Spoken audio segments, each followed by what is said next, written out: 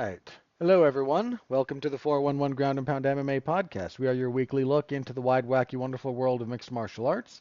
My name is Robert Winfrey, and I am your host per usual. So, thank you all very much for tuning in. I deeply appreciate it. I know there's a lot of, places you can get MMA related content. You choose mine as supplemental to your MMA experience, and I'm grateful.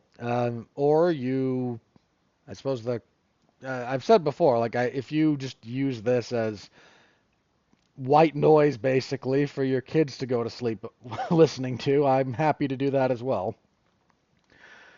Anything to help out, uh, parents get a little bit more sleep. I've been there trying to, I don't have kids, but my two youngest brothers are like double digits younger than me. So I got like half parent credit, especially after my parents divorced. So I'm very sympathetic to boy, here's a thing that puts the kid to sleep. And if I'm that for you, happy to do it. Just very happy to do it. All right, on the agenda this evening, we have a preview for UFC on ESPN 68. It's not a good card. I don't, it's not good on paper. It's not the worst thing I've ever seen in my life. I'm happy about that, but I can't pretend that it's, the best, even close to the best thing I've ever seen. They're in the warehouse, and yeah. It's very, very clear that that's kind of what we're looking at. So we'll preview that, and then we'll talk a little bit of news. There's some stuff about UFC 320. A couple of things about that I might lump those together when it comes to how I want to intro that. No, one of those is separate. One of those is separate enough. There's a few things to talk about. Nothing huge, but there's stuff to talk about. So we'll have a little bit of that going over when we talk about news as well. So anything you can do to interact with the product is always appreciated.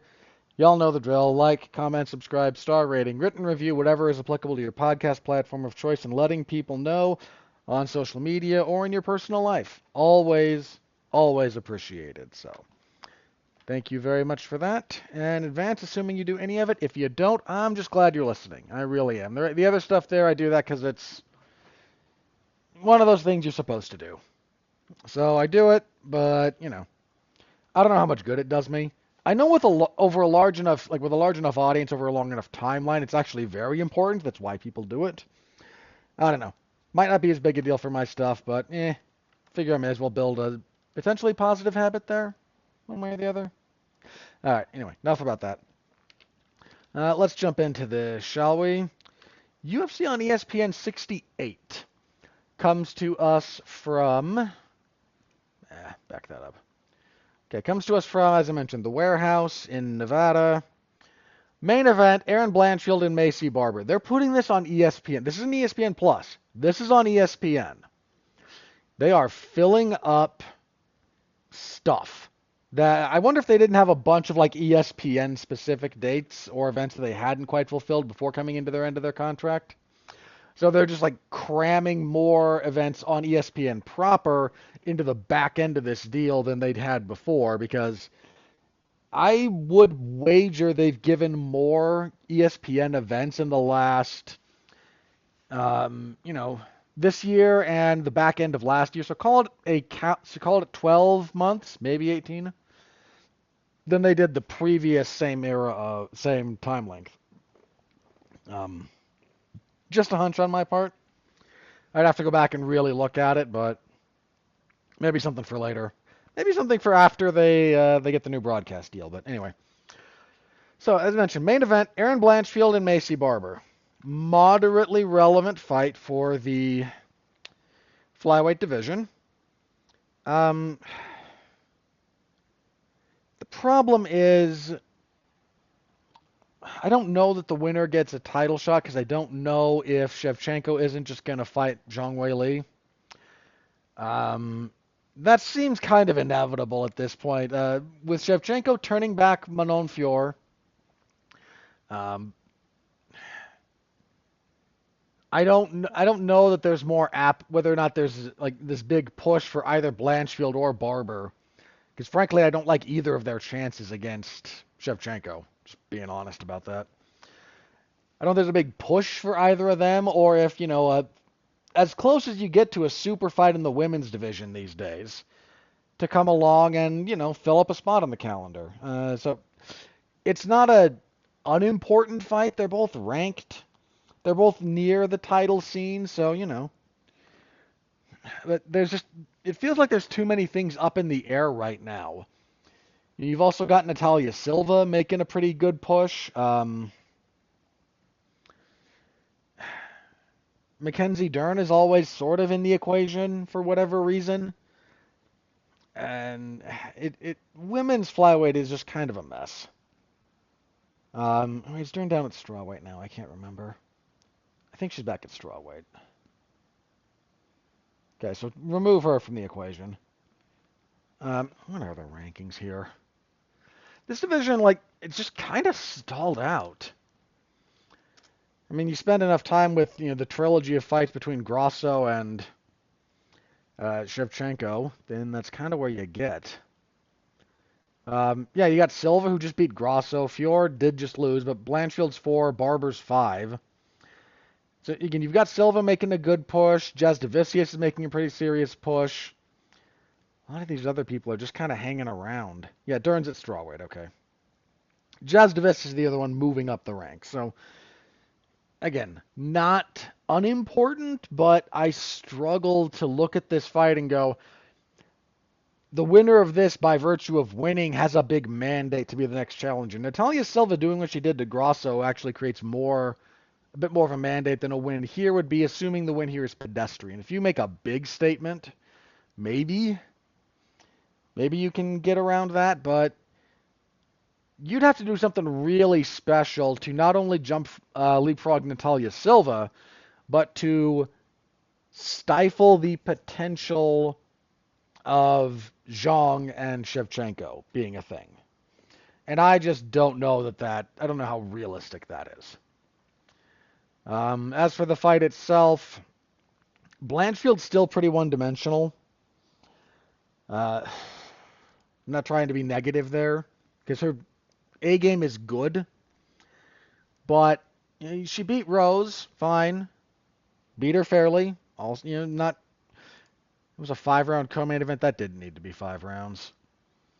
I mean, it wound up being okay that it was, but, it was 48-47 without a lot of controversy. If Blanchfield can't take you down, she really struggles. She couldn't close distance on Manon Fior and had nothing for her as a consequence. Barber thinks she's a better striker than she is, as a general rule. Does a lot of tying up, but Blanchfield can't out-wrestle her. If this were 3 rounds, I would feel better about Blanchfield's chances. Has Barber been 5? I don't think she has. No, she hasn't. So that's a bit of a question here, but some of the way Blanchfield fights, because again, if she can't get you out of there, she will let people hang around a little bit. And that almost cost her against Rose. I still have no problem. Like I said, I have no problem really picking Blanchfield here because I don't know, Barber. Just something about this matchup. Like Barber still enters on straight lines, still doesn't move her head, still ties up a bit too much, and tying up with Blanchfield's a problem because if she gets on top of you, you can be in for a world of hurt. All right. Odds, yeah, odds are with Blanchfield pretty solidly. That's fine. I have no issue with that. All right. Co-main event at lightweight: Mateusz Gamrot and Ludovic Klein. This is actually a pretty good fight. So Gamrot has had a couple of setbacks that hurt him. That split decision loss to Dan Hooker, I think I agreed with scoring it for Hooker, but that hurt him. The loss to Dariush was one that kind of derailed a bit of his momentum. Even the win over Fiziev, because it was injury related, not even halfway into the second round in their main event, Took a lot of steam off of that. It was really unfortunate. But I still think pretty highly of Gamrot in general. He's really good, but he hasn't quite hit that upper. You keep waiting for him to like hit the next gear, you know. And he's never. I don't mean in the individual fights. I mean career-wise, like to really break through. And he's never quite gotten through the glass ceiling, proverbially. Klein, this is a big step up for him. So he hasn't lost since 2021. That was at flyweight. In fact, at lightweight, has he ever lost at lightweight? Hang on, so that's lightweight, featherweight, lightweight, and a bunch of featherweights, including his. I think his lightweight record doesn't seem to be extensive.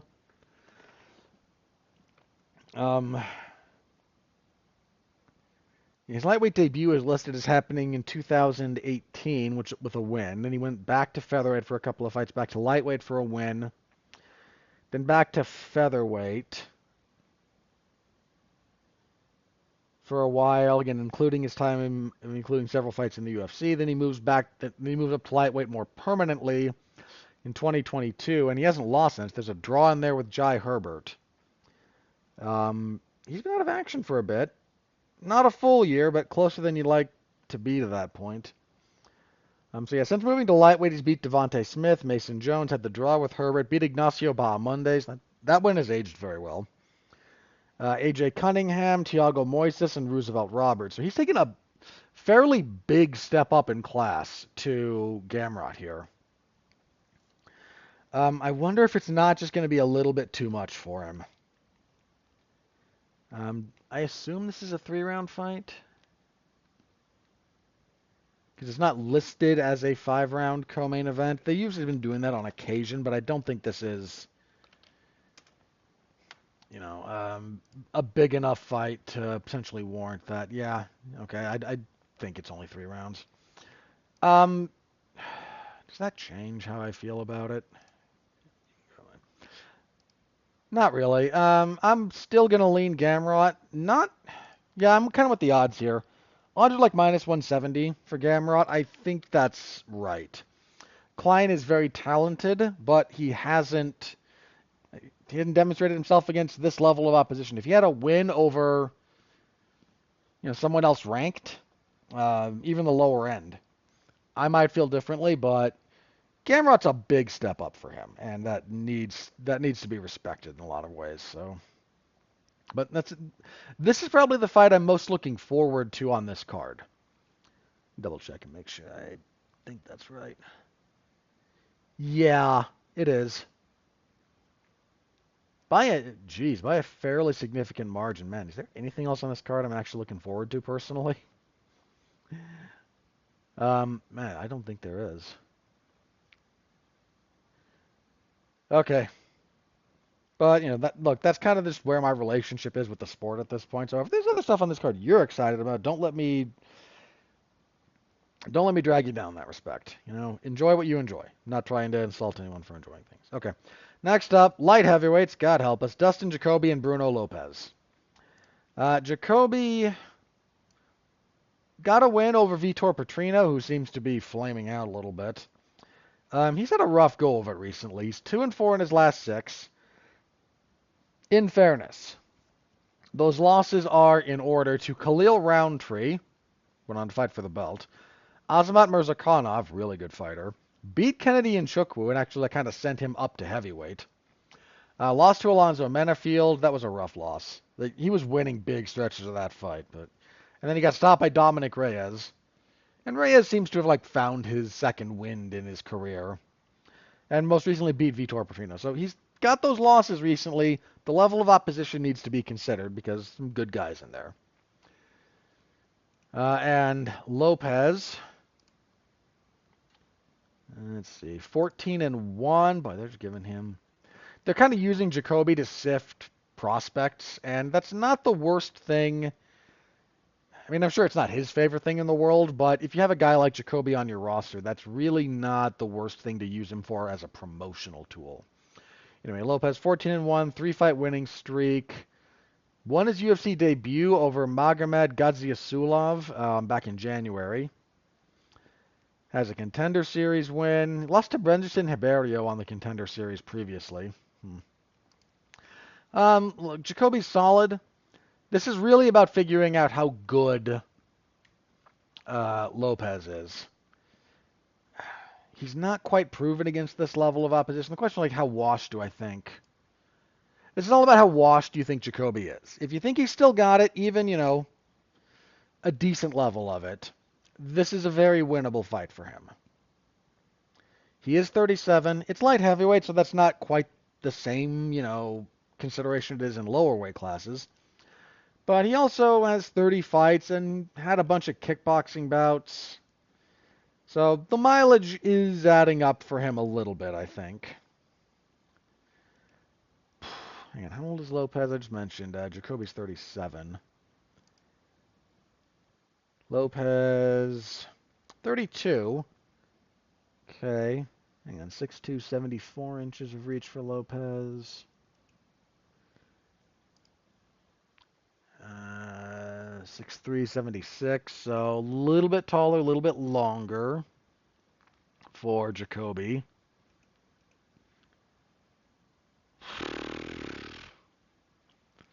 Again, this is just like, how washed do I think he is? He's been a bit chinny in MMA recently, but Vitor Petrino couldn't quite crack him.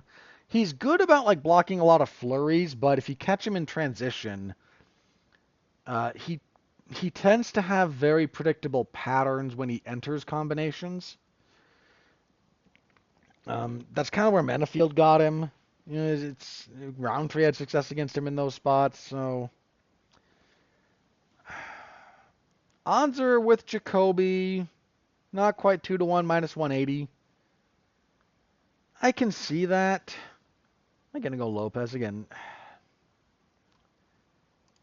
Let me asterisk this one. I need to double check something about each of those guys.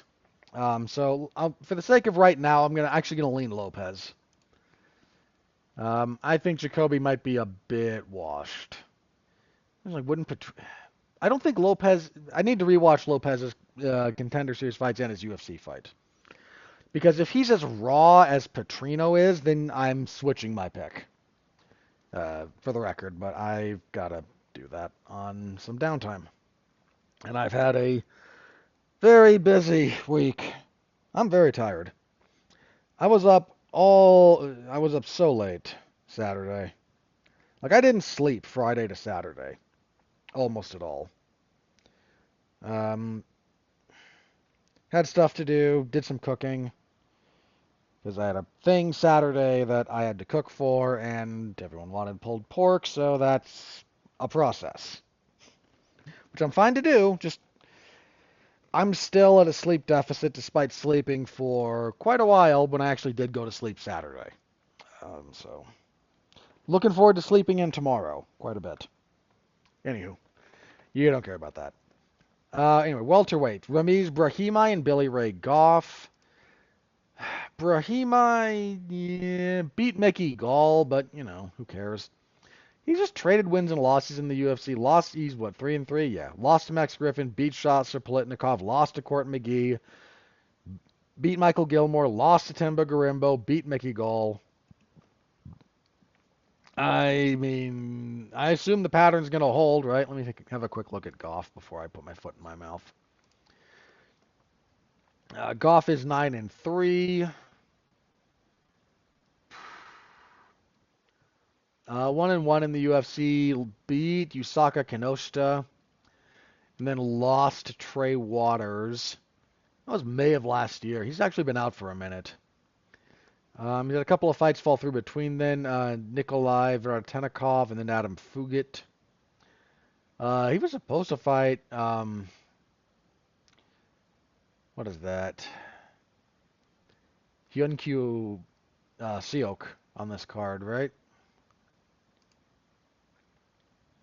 And then that fell apart, so in steps Brahimaj. We had a couple of fights fall out on this card, sheesh.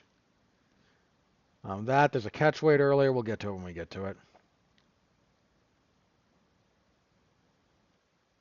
Seo-kyun, sorry. Yeah, Seo-kyun Ko. Okay. That's his name is listed weirdly. One place I was looking, and I wasn't quite sure where the swap should be from. When I westernize to put his family name at the end, I wasn't quite sure where that was, and it's Ko. Okay. That's what I was looking for. Anyway.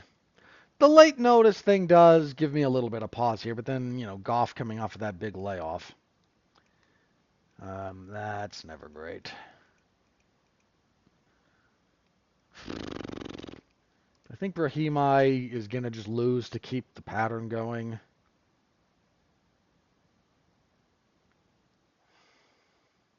He might. He really might.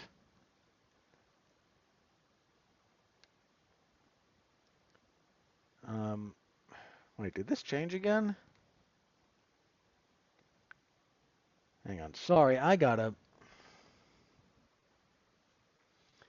have a look at this real fast, because that fight fell apart, but the betting is indicating that something might have happened to Goff and now Oban Elliott's fighting? There's no way.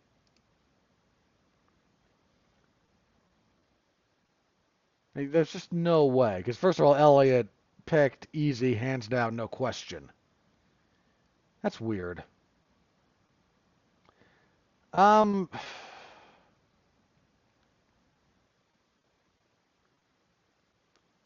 I'm gonna go with Brahimi. I'm not sold on that. Brahimaj. Yep, that was right. Okay. I'm not completely sold on that. I might change my mind on that. I'm gonna asterisk that as well, because now I've also got the question about, like, hey, was something else up with that? But we'll see. We'll just see how that goes. I don't know. Anywho, that's a weird one. I assume that will solidify by the time the fight comes around. We'll know more in the week of. Like I said, I am tired, and if I ramble a bit, I apologize. Middleweights, Zachary Reese and Dushko Todorovic. So Todorovic, 2-fight losing streak, lost to Christian Leroy Duncan, and then Mansour Abdul Malik. He's had a rough go of it recently. His overall UFC record is not good. Got a win in his debut, but his total UFC record is 5-3. Yeah, that's rough.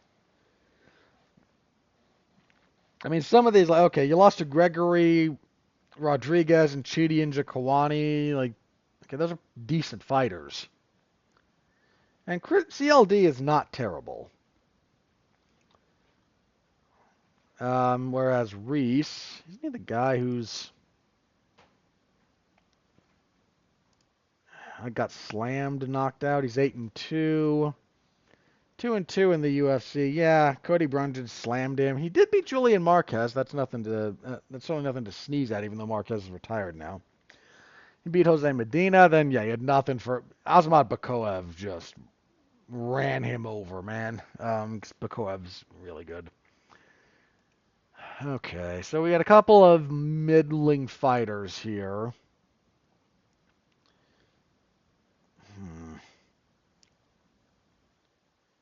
Todorovic will just sit down and throw with you. There is that.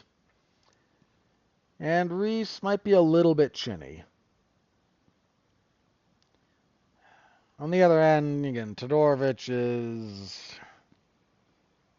I don't know, he's just really struggling. I think Reese is probably in a little bit better place. So let me go Reese. Odds are with Reese. We get plus 200 on Todorovic. I don't gamble, and I don't even recommend it, but I don't know that I would like Reese that much, personally. Flyweight next, Jafel Filio and Alan Nascimento. quick look. I think I'm going to pick Filio here, but I might be misremembering him. He's 16-3, 2-1 in the UFC. Dropped his debut to Muhammad Makayev. Right. Then since then has beaten Daniel Bardes and Ode Osborne. He's been out for over a year though. This fight was supposed to happen in August of last year. Got canceled. They just rebooked it. I've been moderately impressed with Filio. Let me double check Nascimento. He's 20-6. Also on a 2-fight winning streak. Also 2-1 in the UFC. He's been out for a while though. Good grief. So he dropped his UFC debut to Tiger Ulanbekov, then he beat Jake Hadley and he beat Carlos Hernandez, but that was January of 23. Since then, he's had fights fall out with Tim Elliott, Sumudarji, Jafel Filio, and Asu Almabayev. That guy can't catch a freaking break. Good grief. That layoff is bothering me.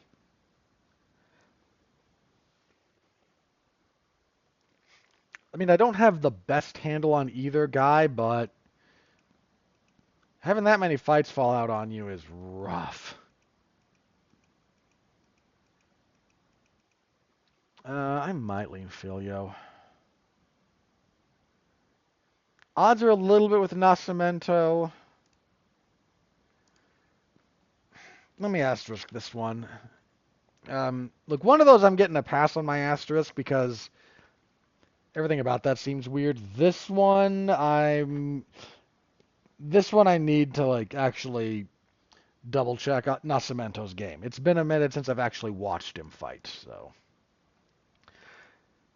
Okay, we have Ketlin Vieira and Macy Chasson next. So Vieira coming off a loss to Kayla Harrison. That was rough. She had that split decision loss to Raquel Pennington that I thought she won. She beat Penny Kianzad. And Chasson has been a little bit up and down in general, but 2-fight winning streak. Beat Penny Kianzad. Then got the doctor stoppage over Mayra Buena Silva with that cut. It's a gnarly cut. Zero issue with that doctor stoppage, by the way.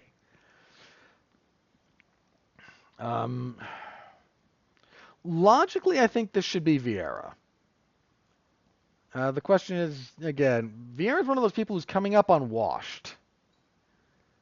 Odds are super close. This is kind of a pick. This is a pick 'em in some places. Little bit of an edge towards Chasson in a few. At least one has a little bit of an edge. Two of them have a little bit of an edge towards Vieira. I'm going to go with Vieira. I think she still has enough to get by Chasson, but hang on. Is there an age issue here? I didn't check that, and I should have. Hang on. Vieira's only 33. Well, that helps. She's just lost some bouts of time with minor injury or key losses. That Irene Aldana loss wrecked her trajectory, by the way. Then losing to Yana Kunitskaya was real bad. So 33, Chasson. Okay, so there's not an age issue. 5'11 for Chasson. 72 inches of reach. The reach might be a thing here. 5'9". Reach isn't listed there. Because of course it's not. You know, make me come back over here. That was VR I was looking at. 68.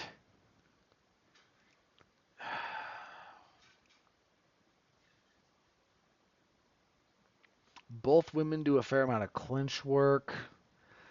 Chasson just has a habit of dropping rounds, especially early, and then sort of gutting her way back into it. And I don't know that that's the best strategy against Vieira.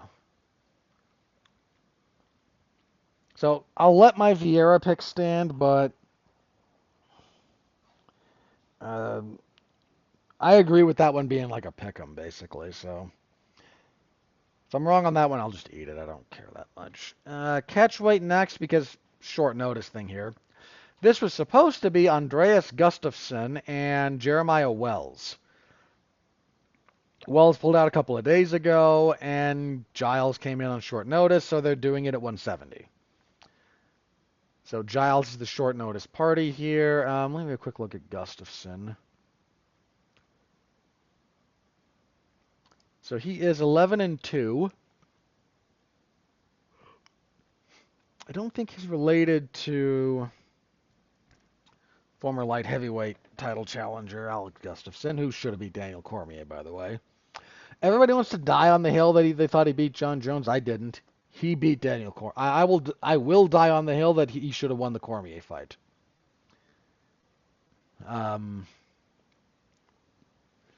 He's on a 3-fight winning streak, including a Contender Series win.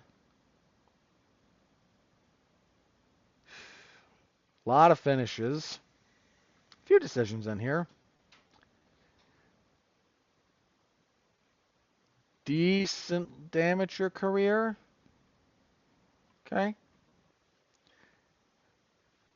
Okay. I might not have favored him over Wells, but on short notice. So Giles is 16-7. 3-fight losing streak, 7-7 in the UFC.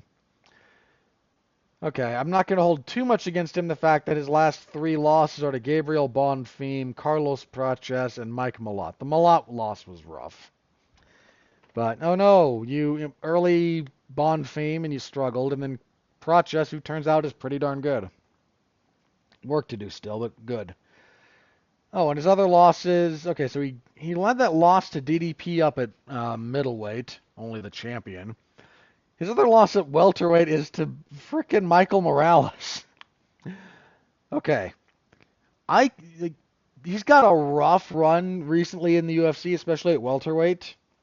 He's 2-3 at welterweight. He's 2-4 at welterweight on a 3-fight losing streak. But man, has he been getting tough matchups. They have not cut that guy a single break. I mean, seriously. And he's choosing to step in on short notice? Man, he must really like his chances. Otherwise, that's a bad idea.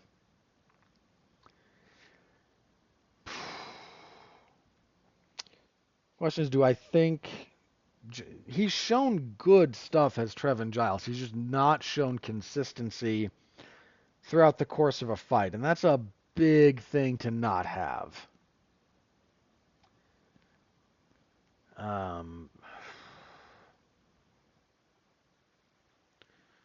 I haven't seen enough of Gustafsson to have a great feeling about this.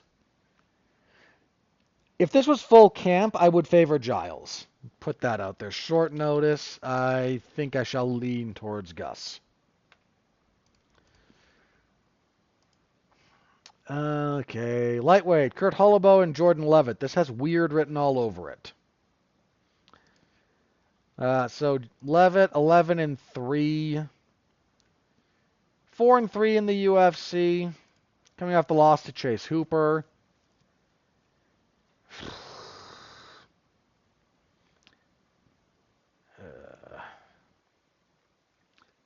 Had a fight with Kareem Abdul El-Salwadi, or Abdul Kareem El-Salwadi, excuse me if I mispronounced that. That fell apart back in February. Holloway, 21-9. Overall UFC record of 2-6. He's 2-2 since returning to the UFC. Won the Ultimate Fighter, beating Austin Hubbard. Lost to Trey Ogden. Beat Kynan Krzyzewski. Lost to Alexander Hernandez. This seems like a very winnable fight for Kurt Holloway. There's some stuff to Levitt's game that I like, but he is really another one of those guys who, like, his game's a little bit lopsided in ways that are not sustainable long-term in MMA, and someone like Holloway tends to punish guys who fight like that. Oh, the odds are with Levitt. Am I missing something here? Hang on. What am I missing here? Holloway is 38. Okay. And Levitt is 20. Okay, 38 to 29. That's what I'm missing. Okay. That's a big difference. Levitt could make some serious gains if he put serious work into it.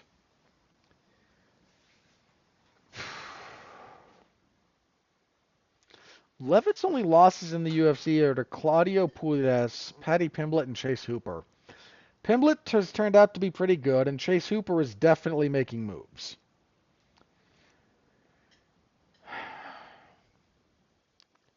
I would be speculating more than I normally like to pick Levitt here. Here's the thing. I've been burned picking against the odds in fights like this where I'm just a little bit too... I hold on a little bit too much to... Especially younger fighters, and pre-30 means you're a younger fighter. Especially pre-30 fighters. I have not given growth potential enough credit in the past. I'm going against what I've done in the past deliberately because it's been wrong enough in the past under these kinds of circumstances. I'm going to go with Levitt. And if I'm wrong here, I will go back to making that same mistake for at least 2 more months. I'll go back to the old mistake for 2 more months. That's kind of how that goes with me. Lightweight next, Markel Medeiros and Balaji Oki. Let's have a look here. Medeiros, 10-1. 8-fight winning streak, 2-0 in the UFC. Beat Landon Quinones and then had a split decision win over Austin Hubbard. I seem to recall thinking he won that. Oki, 9-2, 1-1 in the UFC. Got a split decision win over Timmy Kwamba in his UFC debut that I was dubious on, and then Chris Duncan choked him out fairly short order. But Oki has a bit more of the athletic potential on his side. We were supposed to get Oban Elliott and Ramiz Brahimaj, but Elliott had visa issues and that fell out. Okay. That's why there was some confusion there on that on my end. Took me a minute to find that. Sorry, you referenced something that just happened a while ago. Okay. I'm still going to keep my asterisk there. I want to double check a few things. If I'm going to give myself that, I'm going to take the opportunity. But that's where the confusion comes from. Okay. As for this one, Medeiros is ranked a little bit higher worldwide. And again, Oki's shown more flashes of brilliance. Yeah,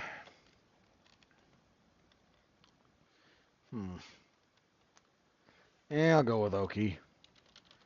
It's another one I'm not very confident in though. And kicking everything off, we have Hayani Dos Santos and Ales Ardillan. So, let's see. Dos Santos is 14-8. Oh, did she go by Amanda? Did she use Amanda as her surname in the UFC, I think? I have to double check that. She might. Anyway. 2-fight losing streak. Yeah, she's 0-2 in the UFC. Both split decision losses. I remember thinking she won the Pooja Tomar fight. Had some rough moments in that, though. The Alan Carr fight, I think I scored for Alan Carr. Better have that the other way around.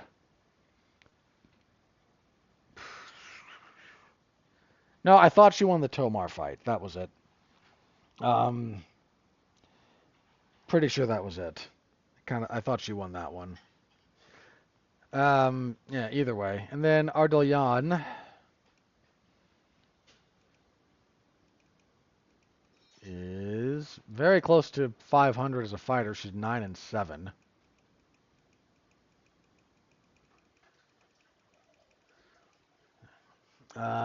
Which is never great. She's what, 0-2 in the UFC? Yeah, losses to Shauna Bannon. I kind of thought she won that one, and then Melissa Martinez. There was no controversy there.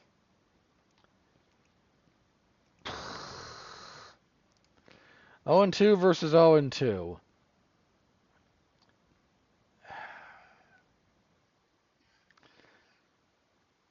Oh, let's go with Dos Santos. I've thought she should have won more fights than Ardoyan, so there's that. But that is that. So, Saturday, MMA Zone of 411mania.com. Y'all know where you can find me. I will be covering that live. Stop by, say hello. I always appreciate that. All right. Let's move on, shall we? So, one of the big pieces of news was the announcement that Movsar Evloev will not be getting the next title shot. And you know what? Some people got a little annoyed by this. I'm one of them. Look, I am not. First of all, I think the notion that Evloev is boring is wildly overstated. If you can't find the excitement and the interest in his fight with Aljamain Sterling, I can't help you. That was a good fight. Just because he struggled to finish doesn't mean he has boring fights. The same way guys with a bunch of finishes don't have exciting fights necessarily. But we unfairly, people, conflate those two things, which is stupid. But there we are. So he's gonna fight Aaron Pico in Pico's UFC debut. That will be in Abu Dhabi in July. I think that's a 5-round co-main event is kind of what it's been listed as. I'll double check that. But either way, um, which is a bit ridiculous. He should be the number one contender. That's not terribly complicated. Instead, rumor has it that they're looking to make Alexander Volkanovski in a rematch with Yair Rodriguez for the Guadalajara card. More on that in a minute. This is crap. Dude, Volk beat Yair badly in their first fight. That was not competitive. I rewatch it if you don't believe me. Volk beats him in every facet of the game, pretty much every minute of every round of that fight until he finishes him. And then Yair followed that loss up by getting choked out by Brian Ortega in his one fight every 18 months. And then he, beats almost 40-year-old Pitbull, and suddenly title shot. Piss off. That's one of the more undeserved title shots in UFC history. I can't say it's the most undeserved title shot in UFC history. There's others. But that's one of. That's definitely one of if that's the way they go. Dude, Yair versus Diego Lopez was right there. Those two have heat. And then if Yair beats Lopez, you can do the rematch with Volk and no one's going to complain. More importantly, you stick that as your co-main event, do Volk and Movsar as your main event. Then if something happens to Movsar, you bump Yair up. Because you're not going to bump Lopez up to a short notice rematch of a fight he just lost cleanly. You wouldn't do that. You can bump Yair under those circumstances. No one's going to care. We'll all understand. But this is why the UFC plays favoritism towards Yair Rodriguez this much is actually beyond me. I genuinely do not get it. But they do. So that's what they're looking at. That's crap. That, for the record, that is just crap. Should be Evloev. The UFC has burned so much goodwill that MMA social media is now championing Movsar Evloev. That's how much goodwill you've burned through. Think about that. Ruminate on what you have done, UFC. Ruminate. Speaking of necessary ruminations by that group of people, UFC 320 is kind of in jeopardy. So this is their UFC Noche card. It's currently scheduled to take place at a new arena in Guadalajara. There's nothing wrong with that, except the arena is not finished. It's still under construction, and that venue has canceled every event up until the week before UFC 320 is scheduled to take place, as of last week. That's how far behind they are. They're canceling all these events. There's a decent chance it's not going to be ready for the UFC. Now, the UFC's been asked about this, and Dana hasn't been asked about this because Dana won't talk to even the influencer-only selected press that shows up to these things anymore because he's checked out for a number of reasons. I don't think he wants to face some of the heat that's coming at him when he shows up again. Um, but when whoever does come out and answer questions and whatnot has been asked about this, like, no, we've been given assurances that they'll be ready on time. Um, I'm sure you have. I think you could have said, like, hey, we have a backup strategy in place. Because it's looking like that's not going to happen. That is in serious, serious jeopardy. Of course, these days, the UFC might just say, you know what, do construction in the background. We don't care. God. Or they'll just throw it all in the apex. Here's a celebration of Mexican, Mexican Independence Day in front of nobody, because that's what we do. Ugh. So more on that as it develops. Of course, we'll see about that. But that's the other thing I needed to bring up. Like 320 is a pay-per-view, so are we pretending Yair Rodriguez moves pay-per-views? Volk is the draw there if we have him as the main event. It's Volk and the belt. Who you put against him is kind of immaterial. And why are you trying to pander to the Mexican fan base like that? I mean, the Mexican MMA fan base it's not non-existent. That's really the wrong way to look at it. But it hasn't really caught fire. And again, I don't know that Yair is the guy. You've tried with a lot of people with very, very mixed results, but whatever.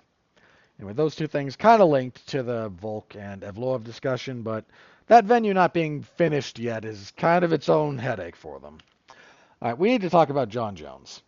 Because the Jon Jones stuff, I think, is tied to something else the UFC is dealing with, and we got to talk about both of them. So Jon Jones has been putting out stuff on social media. One of the things that got posted this time around was him like FaceTiming an old training partner who went, man, isn't it crazy that you're still going? And Jon's response was, I'm done.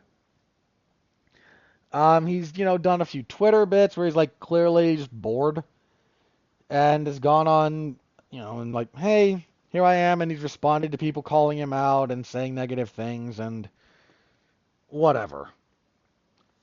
You have Tom Aspinall, who was talking with Demetrius Johnson on Johnson's podcast. Yeah, this is actually kind of mentally stressful. I have to stay ready. I have to stay sharp. I have to, help people train, but I don't know when I'm going to fight. I don't know if I'm going to fight Jon. There's so much uncertainty and it's starting to weigh on me. He might be saying that just to lure Jon into a false sense of security, but I have no doubt there's some truth in it. He's the longest reigning interim champion in UFC history at this point, and Jon is doing whatever in Thailand. Apparently there was an issue with somebody from the coach. He's doing that filming thing over there. I don't know.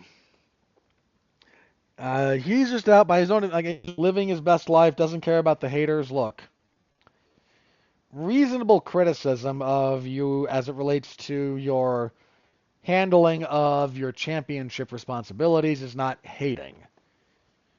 Conflating the two is just poor ethics, but social media behavior is not real life either, so I don't... And Jon is a notorious troll in that respect. But people started bringing up, especially those of us that have been around. I remember when George St. Pierre said after beating Johnny Hendricks, I got to step away for a while, and Dana White went scorched earth on him at the press conference and said, no, George isn't here. George went to the hospital, and then no, you have a responsibility. You owe it to the fans. You owe it to the belt. You owe it to the sport. You owe it to Johnny Hendricks. You don't get to say I'm going to take a 2-year hiatus or whatnot. Then George showed up because he didn't go to the hospital. George answered questions, and then, George just handed the belt back. And he was gone for 4 years, and then came back and beat Michael Bisping for the belt, and then handed that back because George is... Bisping. Man, Michael Bisping basically ducking Yoel Romero and Robert Whittaker to fight Old Man Dan Henderson, and then getting an injury, and then fighting George St. Pierre. Like, I know Bisping has, like, he stuck around long enough to generate a fandom, and his title winning effort is one of those like movie moments. But nobody talks about his title reign for a reason. It was not good. It was, and arguably lost that fight with Old Man Henderson, by the way. Nearly got stopped again by him in the first round. Oh, it was hilarious. Anyway, that's neither here nor there. Sorry. But so people started going like, "Hey, I remember when Dana White did this. Why isn't he doing it or saying anything like that about Jon Jones?" The UFC is radio silent about them. I talked about a little bit about this last week, I think. Jon said, "I told the UFC my plans a while ago. If they haven't brought it up, that's on them." Now, to be clear, Jon does not owe the fans his timetable or his plans. He doesn't owe that to us. He does owe it to the UFC. They're his promoter. But if he's told the UFC that, the UFC doesn't owe it to us in the traditional sense of things. I'm not entitled to know the individual machinations of each fighter as it relates to the UFC machinery. But if the UFC is keeping quiet about that, one has to wonder why the UFC is doing that. Unless Jon's lying, which I certainly take as a real possibility. But I also think that if he hadn't told the UFC anything in advance, they would be saying something more about it. But they're not. So, we don't know what's up with that, and the UFC's behavior is weird. The UFC clearly wants, I think their pretty clear aim is to have Jon Jones fight, preferably against Tom Aspinall, in Madison Square Garden in November. Jon's from the New York area originally. The Madison Square Garden card is one of the ones they try to put forth a fair amount of effort into. Jon is one of the last things approximating a draw that the UFC has. Some of that's the UFC's own design. Some of it's just bad luck as far as like star creation goes, not being a thing. But they're clearly trying with that. And it's just starting to get weird. This long with nothing. The UFC doesn't usually do this. Luke Thomas actually has a pretty decent video out about this called "Jon Jones is Making the UFC Look Weak." It's not a long video. It's like 10 minutes, give or take. Worth your time, because Luke's been around a while, and I don't agree with everything he says, but he makes a few salient observations about this one, including the following.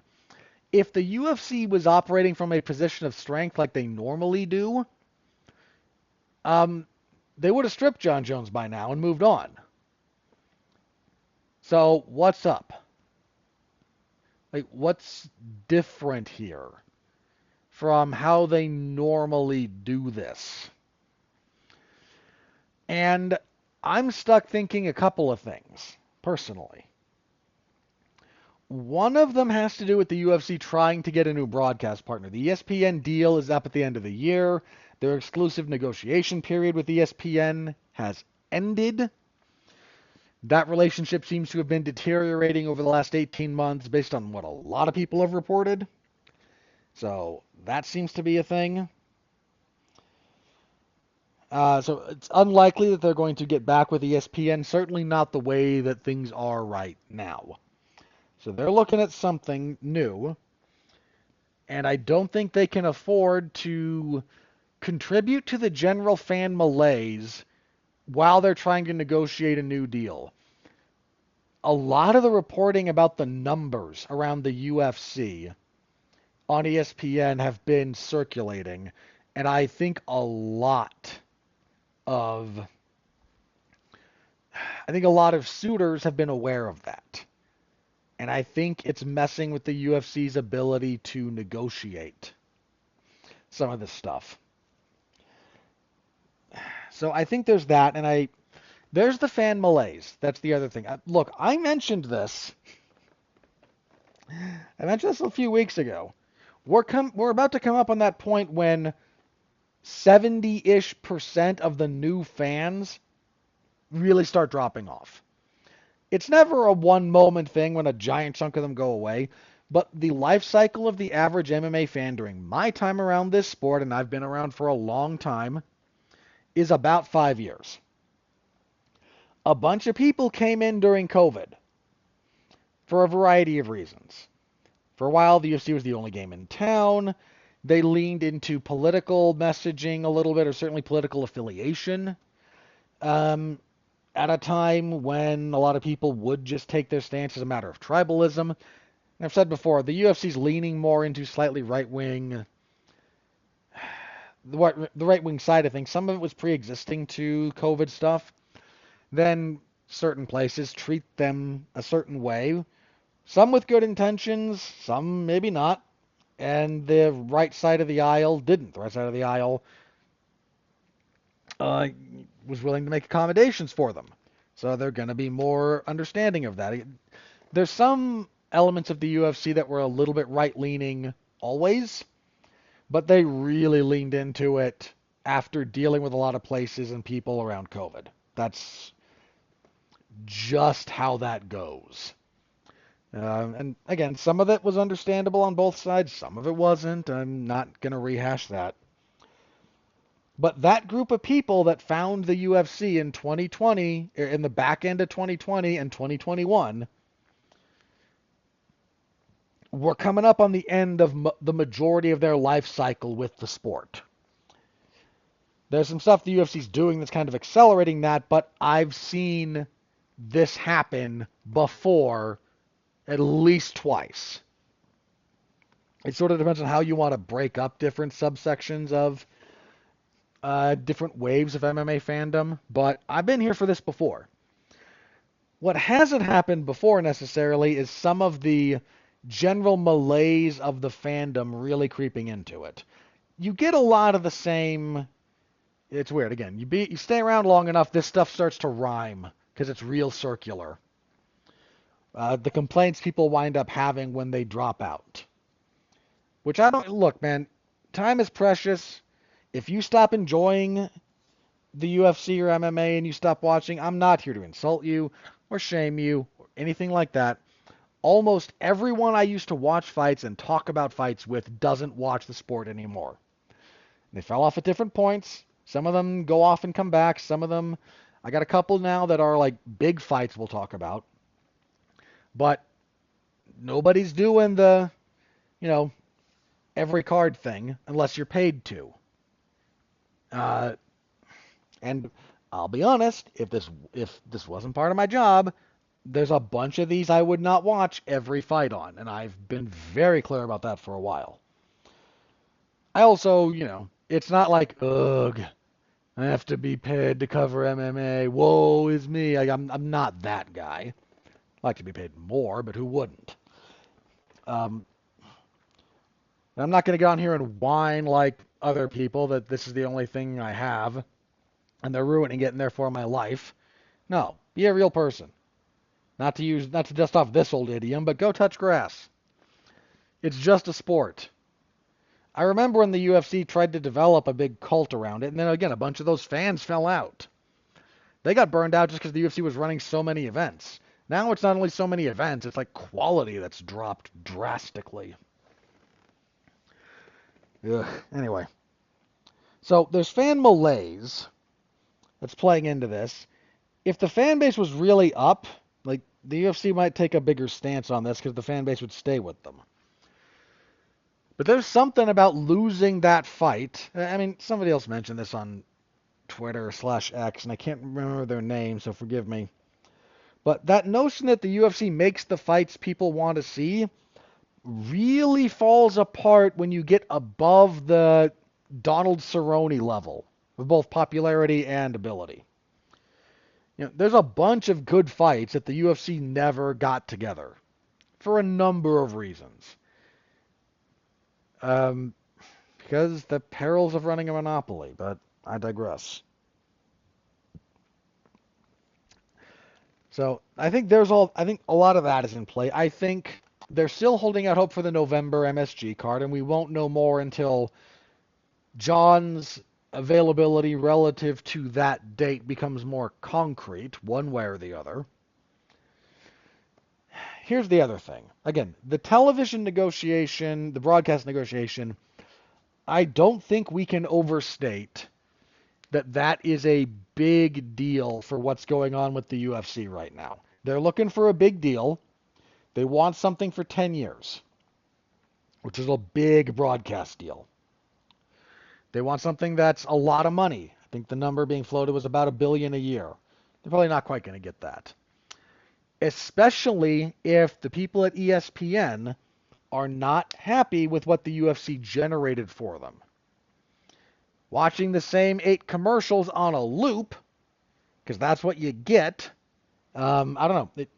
If ESPN's not happy, that might be a bit of a problem for them. If they can't have Jon Jones in rotation, that is a problem for them. Again, Jon never did the million plus pay-per-view buys reliably, but he was consistently good for 6 to 800,000 pay-per-view buys back when they were done that way.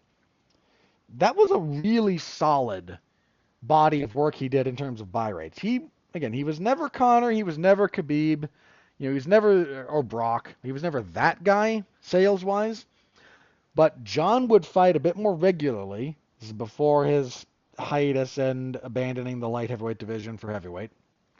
He would fight a bit more regularly, and he would always do well north of 500,000. He was a reliable, upper middle class earner for the UFC. And he did that a lot for a lot of years. But, I don't think they want that out. And I think the Netflix negotiations may not be going all that great. Here's the thing. Netflix will be looking at numbers that WWE is generating for them, with Raw on Netflix, and SmackDown is on Netflix depending on which area of the world you're in. It's not in the United States, but it is in a lot of other places. So they're looking at that kind of traffic. And I mentioned before, Netflix doesn't need weekly UFC Apex slop. They really don't. But if WWE isn't generating pardon me, these really consistently big numbers, sorry, I had to get that frog out of my throat. If WWE isn't generating these big numbers consistently for them, why would they think the UFC could? So there's that question. Then there's what happened with, golly. So there was an assumption that Canelo Crawford was going to be broadcast on Netflix. That wasn't an unfair assumption. They were looking into that. Everyone was talking about it. They sat down to negotiate it with Netflix, Dana White, because remember, this was going to be Dana White and TKO Boxing promoting it, sort of, and Turki Al-Sheikh, because he's providing all the money. Well, Turki was part of that meeting, and when they came out of that meeting, the following things happened. 1, Dana White is no longer going to be promoting Canelo Crawford. 2, that event is no longer happening at Allegiant Stadium, which it was largely supposed to. 3, WWE moved WrestleMania from next year in New Orleans back to Las Vegas in Allegiant Stadium. Coincidence? Maybe. I think not, but maybe. After they had The Rock come out and announce New Orleans. But if TKO had a hold on that building for an event, and then that event got pulled, their make good might be, hey, have WrestleMania again. It's a giant driver of revenue for not only your stadium, but for the city. We'll come back. And please don't be mad at us. Never mind. And New Orleans, you can have Money in the Bank or something. I don't know. They'll probably try something like that. They'll have to figure that out. That's on them. But so, and again, and the other thing that happened coming out, the third thing, not on Netflix. That event will not be broadcast on Netflix. Canelo Crawford. So something happened in that meeting that threw everything up in the air. I mean, everything went up in the air after something happened. A lot of reports have come out. Some I find less trustworthy than others, so I'm not going to repeat what all of them have said. But enough of them have said it was stuff related to Turkey that I think that's kind of what caused the friction. If Turkey and Turkey doesn't really have a hand in TKO at the moment. Again, they're working together, but I don't think he is part owner or anything like that. But if he kind of poisoned that well a little bit, UFC might be really struggling a little bit more during negotiations with Netflix. Look, if their negotiations were going well, I think we'd be hearing about it, at least rumors about it, and that's been very, very quiet. Very quiet. So, I'm not sure that the UFC is going to wind up there. I still think they're probably the most likely, but if you ask me, what are the odds of them landing on any of the following places? Netflix, Amazon, um, re-signing with ESPN, stuff like that. What do I think the odds of them landing with Netflix are? I think they went down. I still don't. I still think it might be the most likely outcome, but something there is not. Something there is not jiving. Not sure what it is, but something there is not really jiving. So we'll have to see. I mean, there's a bunch of streamers who will happily take the infinite content. If HBO Max, which they're changing the streaming name back to HBO Max from just Max, because boy, the story that came out about that was really dumb. They went to just Max because of one guy, one executive who ignored everyone telling him this is stupid and all the market research they had that said it was stupid. And now they're going back. Thankfully. But man, that's dumb. But I'm sure they'd take it if they can ever figure out a lot of their stuff. They and AEW have a weird relationship at the moment. But that's another thing. That's a whole other thing to try and hash out. So Netflix is still probably, and let me put it this way. If there is nothing of the UFC broadcast on Netflix with their new deal, whatever it looks like, if literally nothing of theirs ever goes on Netflix, that I will find very, very surprising. What exactly it looks like remains to be seen, but that's my take on that. But man, something about that negotiation just blew up. Blew up everybody's plans. I mean, Dana White didn't do himself any favors by coming out and going, yeah, I hate stadium shows. Okay. Look, you can have the opinion that stadium shows are less good, are a less optimal fan experience, live fan experience, than arena venues. That can be your opinion. People will agree with you, and I don't even think that's an unreasonable opinion to hold, for the record. But, and that's been Dana's position for a really long time. He doesn't like arena shows. I have a hunch about that. There's a few different things that I think go into that. One is I genuinely think there's part of him that just as a fan, arena shows are not as good because you're way away from the action. Fine. I think that part of that is a genuine personal preference for his viewing experience. 1,000,000% believe that, no problem with it. Two, I think he knows arena shows take effort and they take production effort, and he doesn't like putting those in. Dana White forever has said, the UFC events all look the same by design. There is nothing about the UFC set design, there's nothing about the UFC production that differentiates any event from any other event. They don't do elaborate entrances. They don't do anything fun in that respect. If you have a big stadium, you have to put effort into your production. and I don't think he wants to, for any number of reasons. Again, part of it is a genuine preference. I do think there's a lazy element to it, where I can't just do what we've always done, so I don't want to do it. You can't be part of the same company that owns WWE and go, there's no way to make a stadium show engaging for MMA. Nobody believes you. Boxing does it reliably. WWE does it multiple times a year.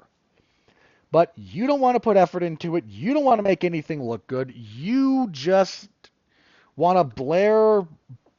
How could the people in the nosebleeds hear the ambient music that comes from my burned CD that still plays, Papa Roach and whatever else, whatever new metal crap I burned onto this CD in 1997? Oh, here's Face the Pain again. Here's Bob O'Reilly, whatever the... God. The UFC production model doesn't work in a stadium because it looks like crap in a stadium. And rather than address what their production looks like, they just won't do stadiums. And that's Dana's mindset in a nutshell right there. But coming out and saying, no, Turkey said you're going to be the guy front-facing promoting an event we're going to hold in a stadium because it is legitimately one of the most technically savvy fights in boxing, and you going, well, stadium shows suck, I'm going to have to figure out a way to make it not suck, like you're not owned by a company that owns WWE. Good grief, man. So that, I'm sure, didn't do him any favors. Then whatever blew up in that Netflix negotiation just nuked that. Heck if I know why, but again, some assumptions made there that but everybody's kind of, whatever flavor of this is mostly on Turkey, people are saying, there's enough people saying this is mostly on Turkey that I think that's probably where the brunt of this lies. Whatever the specifics look like, who knows? Maybe that'll come out later, but right now that's all just speculation for the most part. So I'm leaving that aside. I'm leaving the specific speculation of that aside. So that got blown up. If that sours negotiations between the UFC and Netflix for UFC content, oh boy. The UFC is... Look, we're not even halfway through the year of 2025. There's plenty of time for them to negotiate and figure things out. This is not dire, okay? More than enough time for this to get sorted. But this is one of those circumstances where I think if things were going well or tracking well, the tenor of discussion and a lot of the behavior of the relevant parties would be very different than it is right now. Dude, Dana came out and admitted, he got asked by somebody, so what's up with Conor? I don't know. Conor cooking beer can chicken, but like badly cross-contaminating and using one of the cans that has like a plastic coating on the inside of it. Oh, Conor's gonna kill himself. Oh, doing crap like that. Yeah, dude, Conor's never fighting again. We're all just slowly coming around to it. Man, Triller's going out of business. Looking for a buyer. Dude, the combat sports space is just in a bad place. The MMA ecosystem is in a very, very bad place. I criticize PFL because I think they mismanage themselves.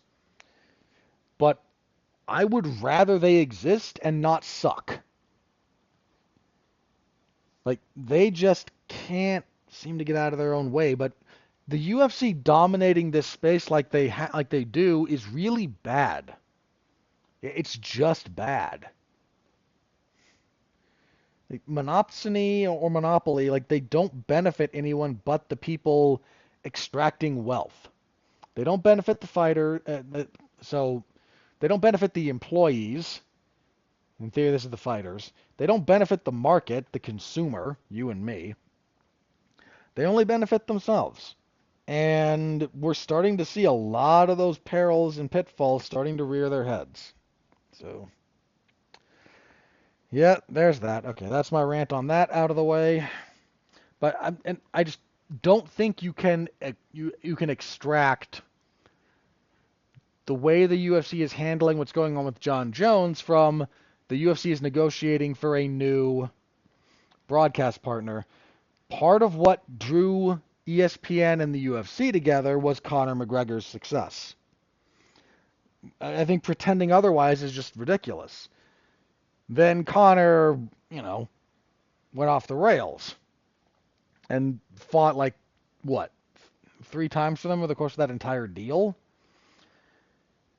And the UFC, ESPN, I think heard people say like they felt like they got sold a bill of goods on that in some respect, and they kind of did. I mean, look, nobody could have exactly predicted what happened with Conor, but I think whoever's looking at the UFC right now is taking a much more thorough look at their product, what it looks like, what it generates, than a lot of people were, when the UFC signed with ESPN when it was a lot of hype and a lot of success for the record. And I don't think we're in that same spot with whoever's looking with them right now. And to that point, if they just kick Jon Jones to the curb, how does that look to someone looking for a new broadcast partner? Doesn't look great. No, bear in mind, the fact that they're doing it this way actually exacerbates their problem because we could be building Tom Aspinall into the thing like, okay, we don't care about Jon Jones. Look at this guy. We don't need Jon Jones anymore. We've got Tom Aspinall. Let's focus on building him up. He's a big deal. Can't have that because we're not doing that. And for a variety of reasons, up to and including the stupid rebooking of Jon Jones versus Stipe Miocic and all the morons who championed that. That's a whole other thing. Anyway, golly, it's getting late and I'm tired. And I don't want to rant about this anymore. So, that's where we're going to leave that. I am going to check the old social media, look for anything fight related, and if there's nothing there, I will do plugs and we will get out of here for the week. Okay. Sorry about that. No, nothing new there, so plugs. Just before recording this, I got done covering AEW's Double or Nothing. Yeah, that was an event. I'm souring on it the more I think about it. I was moderately praiseworthy of it at the time, and there's definitely some good stuff there, but I don't know. Plus, I covered WWE SmackDown on Friday, the usual stuff. This week, Monday, I will be reviewing Mission Impossible: The Final Reckoning. We'll be with Mark, and is that just the two of us? Yeah, I think it is the two of us. Last week, we also reviewed Final Destination Bloodlines. That was a good time. We are not reviewing the live-action Lilo and Stitch. There will be an on-trial for that. That's Alexis and a few other people, so if you're interested in thoughts on that, go listen to them. Mark and I we don't have it in us to have that kind of an apoplexy again. So we'll be reviewing Mission Impossible: Final Reckoning, and the conclusion of a franchise that dates back to the early 90s. I was living in Oregon when the first one came out, and that was a lot. Yeah, 96. So, yeah. End of a franchise, almost 30 years. They got from 1996 to 2025. That's a heck of a thing. That really is a heck of a thing. I no shade, no weirdness about that. That is genuinely a feat. So Mark and I will be reviewing that. Friday, WWE SmackDown. Saturday, UFC on ESPN 68. And we'll be back here next week to review that card and where are you? There you are. We will preview UFC 316. That will be June 7th. Yeah, we'll be previewing that. That's headlined by Murad Dwellisvili and Sean O'Malley too. Also Pena and Harrison. What else is there? Mario Bautista and Patchy Mix. That's a good fight. Luca and Holland I don't hate. Gastelum and Pfeiffer I don't care about. Give me something else on that to care about. Something else. There's got to be something. I can't do this with just that. Quillen Saul killed. Okay, he's curtain jerking, but moderately interesting prospect. Azamat Mirzakhanov in action. I tend to dig his stuff for mid-level, mid to upper mid-level light heavyweights. Joshua Van's fighting. Okay, there we go. I can get down with a Josh Van fight. Had to look for that though. Jeez, that's not a bad pay-per-view card, but it is not exactly setting the world on. Not exactly lighting the old fire in the belly. All right, but that's for next week. So tune in for that. Until then, thank you all very, very much for listening. I appreciate the heck out of you. Stay safe out there. This went longer than I intended it to go. Continue to be well, be safe, and behave.